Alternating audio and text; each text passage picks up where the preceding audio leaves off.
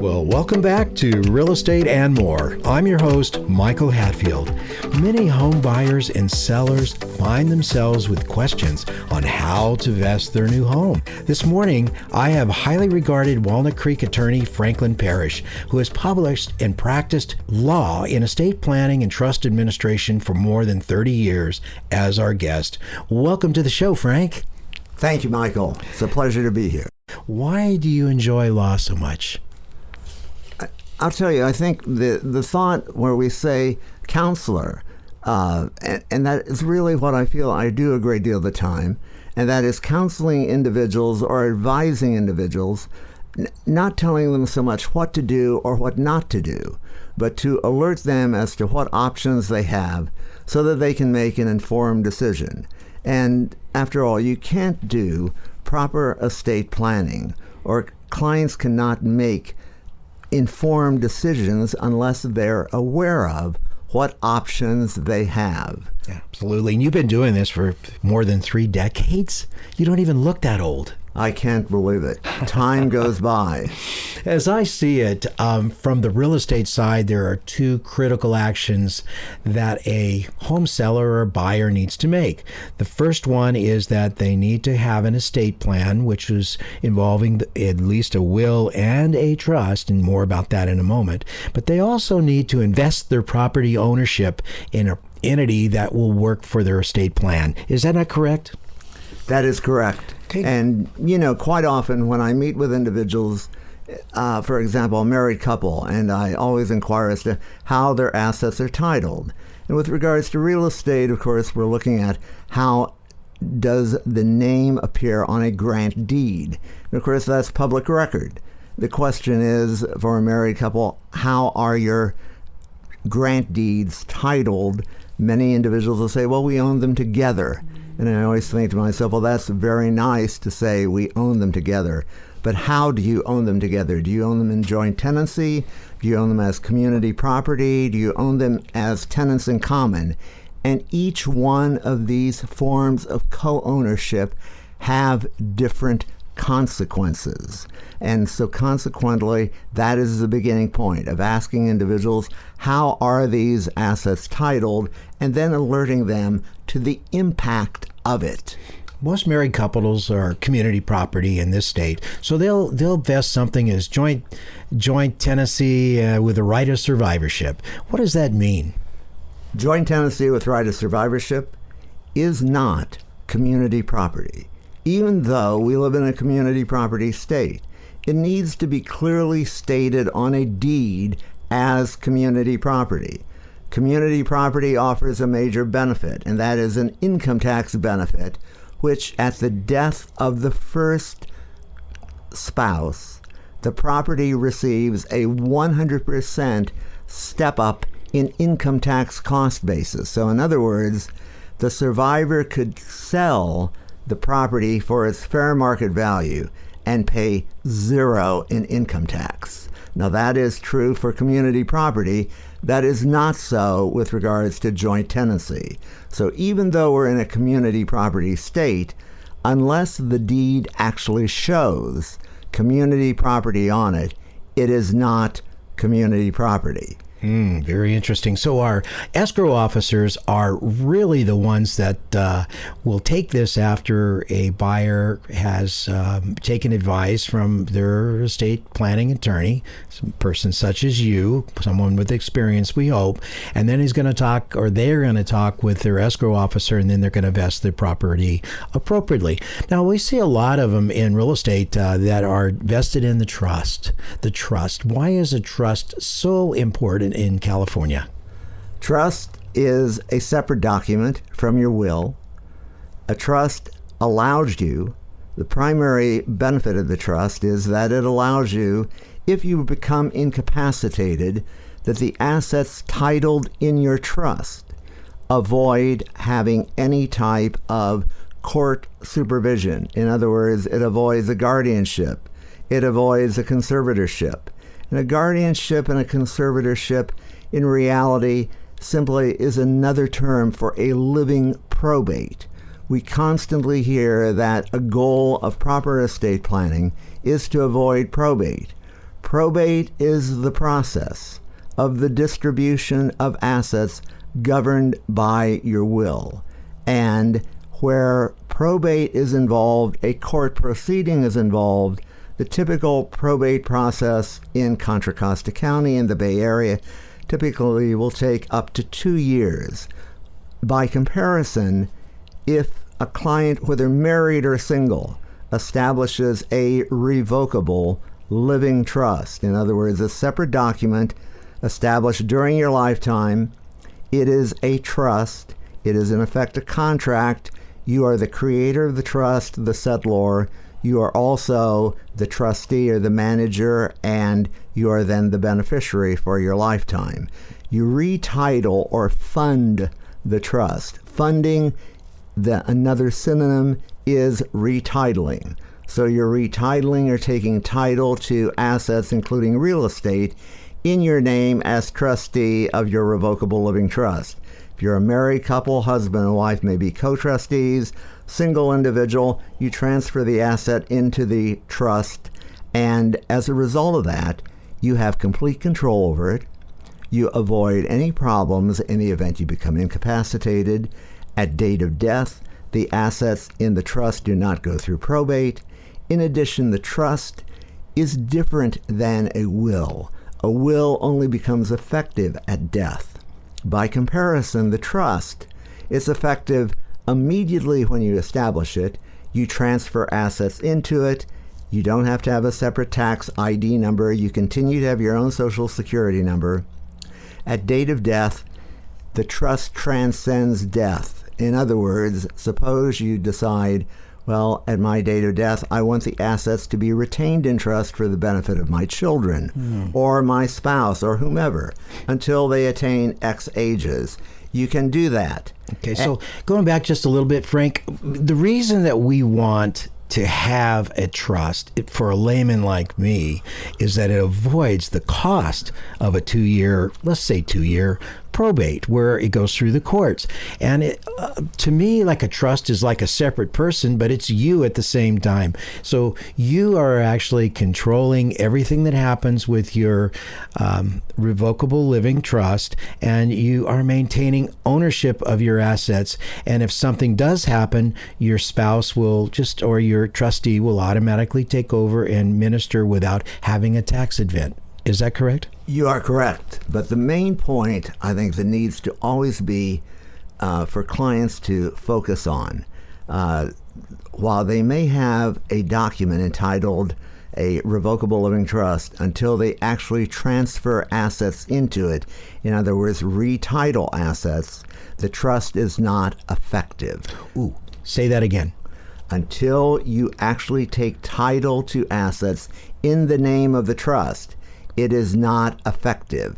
In other words, you have not avoided problems in the event of incapacity. And clearly, if the trust has not received title to, in particular, real estate during your lifetime, and those assets, quote, pour over into the trust at date of death, they're going to have to go through probate. And all of that can be easily avoided if you go through the complete process. And the process, primarily in estate planning, is to complete a questionnaire in advance. We focus with individuals on helping them decide not only where they want their assets to go during their lifetime as well as at date of death, but then who do you want to be the trustee or the successor trustee? These are all issues which there's no necessarily right or wrong answer, but it's simply alerting individuals to what options they have so that they can make an informed decision. So what is the difference between a trustee and a successor trustee? The primary consideration, they're what we define as a fiduciary role. In other words, they're acting in the best interest of the beneficiary of the trust agreement. Individual or the entity, it could be a bank for that matter as trustee, the trustee has the authority to manage the assets for the benefit of the beneficiary, and that is the current trustee. But if that entity or individual cannot act, then you have appointed, or you nominate in the trust agreement, a successor trustee. And likewise, you have an alternate successor trustee. Many times, clients confuse, and attorneys confuse as well, this terminology of fiduciary roles.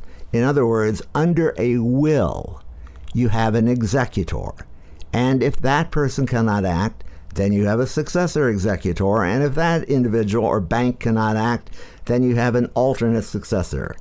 Under a durable power of attorney, which is a different document from your will, it's a different document than a trust, durable power of attorney deals with appointing an individual, not necessarily an attorney, it's a term of art, under a durable power of attorney. It's a document, it's effective immediately, it, quote, transcends incapacity or endures incapacity, it is durable. And the individual that you have named to act in your behalf or on your behalf is your, quote, attorney in fact. And if that person cannot act, then you have an alternate, and then you have a successor alternate attorney in fact. The attorney in fact authority is in most cases effective immediately. If you become incapacitated, the attorney in fact will act and handle things for your benefit. So my question is, so we have a trustee, that's virtually when a person can act on behalf of their own affairs. But then if something happens, you pass away or become incapacitated, now you've got a successor trustee that takes over and runs your business affairs. And just to recap what I believe you said, the durable power of attorney, that's a little bit different thing. That's basically talking about your capacity to conduct your own business. Good point. Here is the main difference.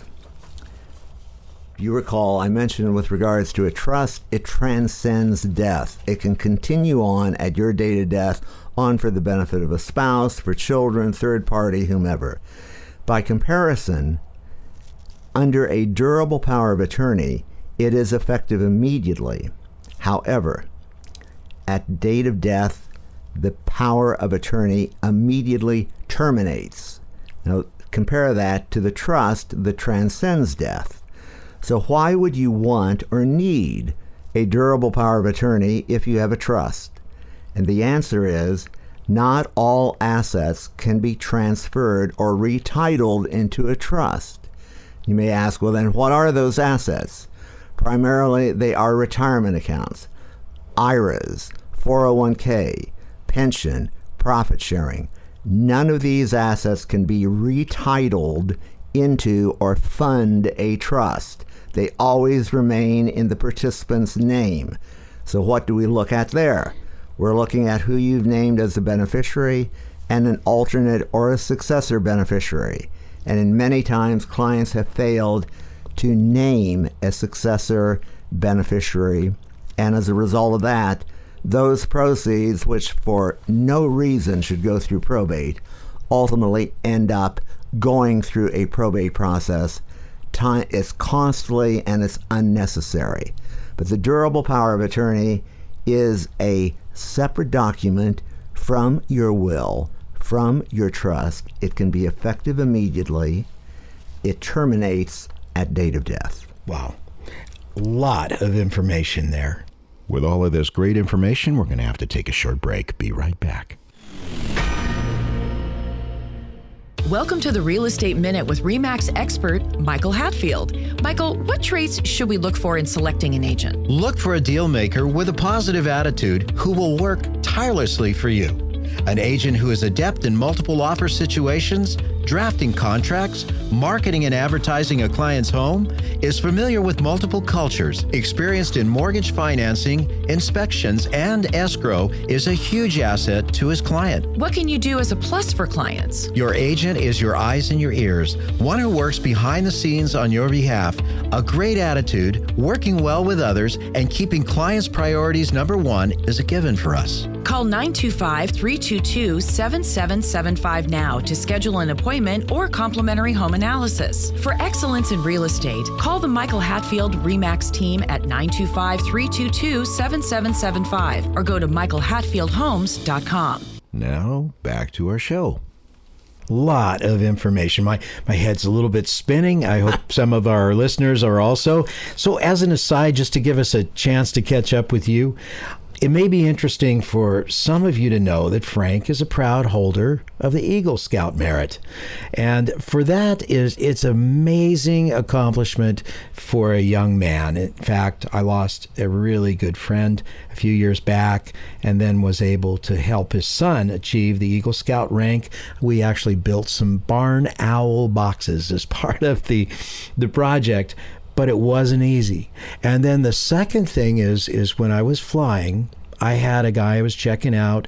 He came from the military. He was becoming a new co-pilot for the airline, and he had flown the SR-71. And I looked at him and I said, that's really something to have flown the SR-71. And he looked at me and he said, probably not as much attention from that as I get from being an Eagle Scout. So congratulations on becoming the Eagle Scout and doing that. So let's talk about the setting up of an estate plan.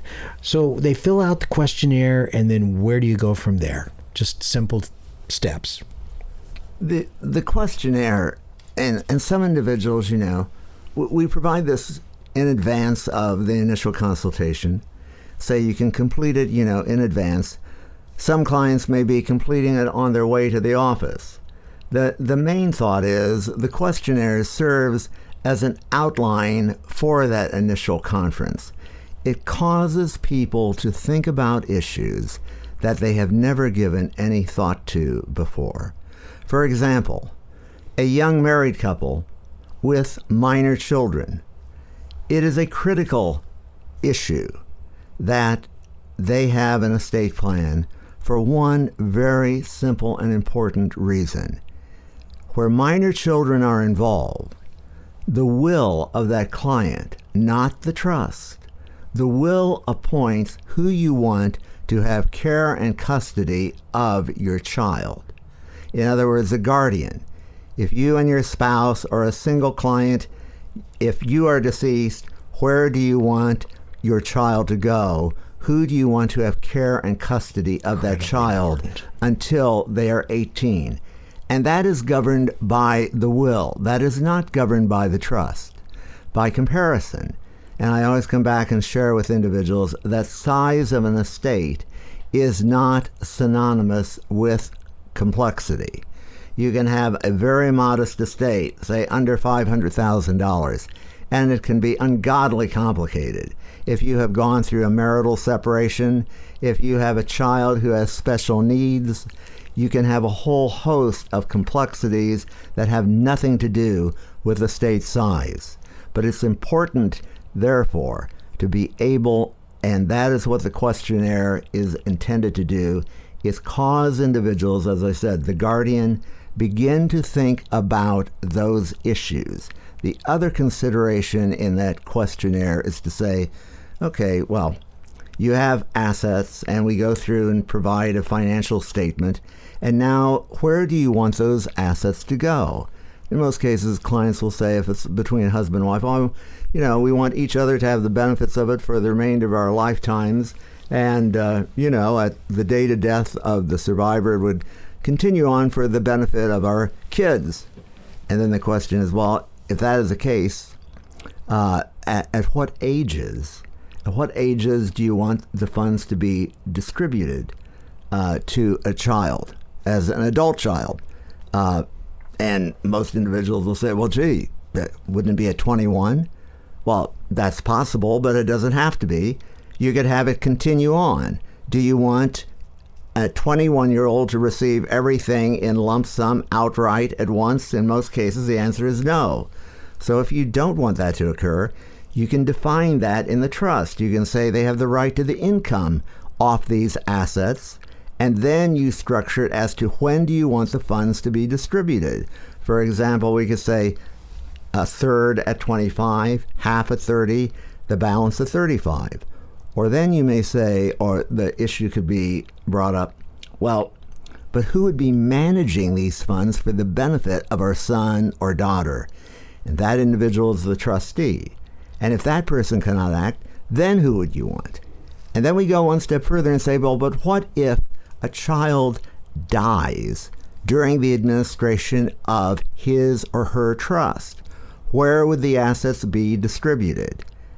And typically you would say, well, it should go to their children if they have any. That would be grandchildren. And then again, you still go through the same scenario of asking, would it go to them outright, or would it be retained in trust for their benefit until they attain certain ages? Wow. A lot to know and really good stuff. Let's talk taxation for a minute. On an estate tax and income taxation, obviously there are different types of taxes. Can you just sort that out for us real quick? And does California have an estate tax?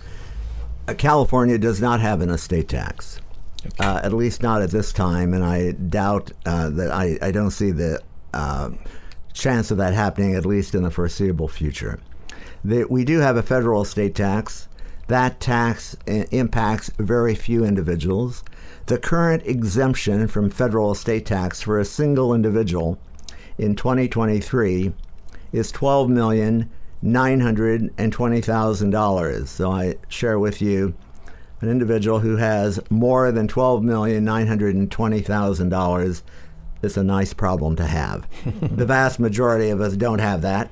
And as a result of that, the estate tax issues are not as prevalent for individuals as they were several decades ago. But the income tax impact is.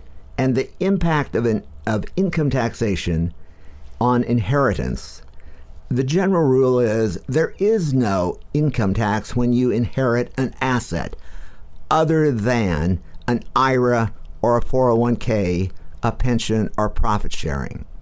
And the distribution out of an IRA, the typical IRA, not a Roth IRA, but a traditional IRA or a traditional 401k plan, it is all ordinary income.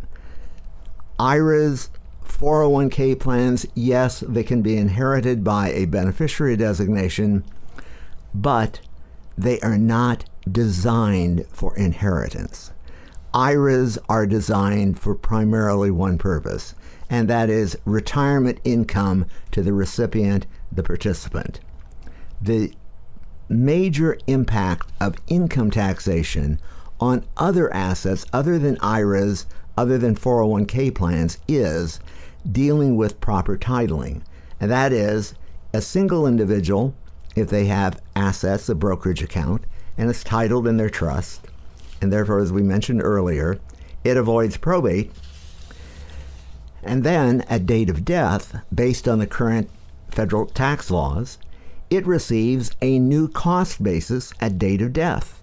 And so the capital gain that the client would usually incur on the sale or liquidation of those investments is completely avoided at date of death. In other words, it gets a 100% step up in income tax cost basis. So the successor trustee could liquidate the stock portfolio, sell the real estate, what have you, and the trust would realize zero income taxation. A major, major benefit that most clients simply are not aware of. Now let's kind of switch gears back to the vesting of title for a home. There's sole ownership, community property with the right of survivorship, joint tenants with right of survivorship. You can also hold it in a trust or another entity. What is usually the order that people look at? Do they put it in their trust to hold the asset, or do they do community property? Normally, if you've got it, the trust, you certainly, I think, would want to use the trust. Is that not correct, or am I still learning over here? No, you are correct. The trust is clearly the preferable way of owning real property because it keeps the titling private. Two, it avoids probate. And as we mentioned earlier, for a single client or even for a married couple, if it's treated as community property in the trust, date of death of the first spouse or date of death of the client, it gets a 100% step up in income tax cost basis. So that's a major benefit. What format is most advantageous to the client to achieve their objectives? And if the objective is to avoid probate, to keep their affairs private, to make sure that assets are managed for the benefit of an individual. You see, Michael, you can establish a trust for the benefit of a third party, for a child, for example, and those assets that you fund into that trust for the benefit of the third party, those assets can be made immune from the claims of their creditors.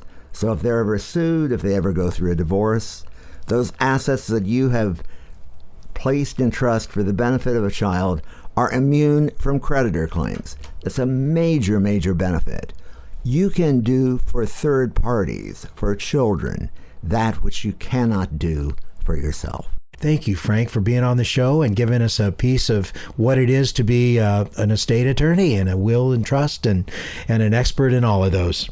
Michael, a sincere pleasure being here. Thank you. Well, thank you for coming on the show, Frank. And it was very nice morning talking and taking the legal approach to estate planning and importance of properly vesting one's home and their assets in their estate plan. And if you would like to connect with Mr. Frank Parrish, just give us a call. You've got our number. It's all over the place, and we'll connect you right up with him. You've been listening to Real Estate and More, interesting people, topics of the day, and of course, real estate. Listen to archived real estate and more shows at michaelhatfieldhomes.com/radio. That's michaelhatfieldhomes.com/radio. Tune in next week, and until then, have a very blessed week. The views and opinions expressed are based on current economic and market conditions and are subject to change. Information on the show provided for illustrator purposes only and does not constitute professional or legal advice. Information from sources deemed reliable, but accuracy and completeness not guaranteed. Michael Hatfield and the Michael Hatfield RE/MAX team have no liability for information discussed on the show.